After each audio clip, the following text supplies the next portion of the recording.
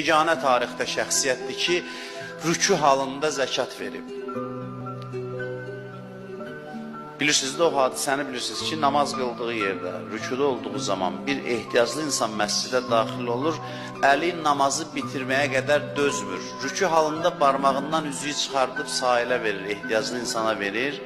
Və maraqlıdır ki, Allah Quranda Allahı, Peyğəmbəri vəli olaraq tanıtdırandan sonra imamı adı ilə yox, xüsusiyyəti ilə tanıtdırır. Demir ki, və əlidir, deyir və o kəs. Bunun neçə hikməti var? Biri də budur ki, deyir, imam olmağa fədakar insanlar layiqdir.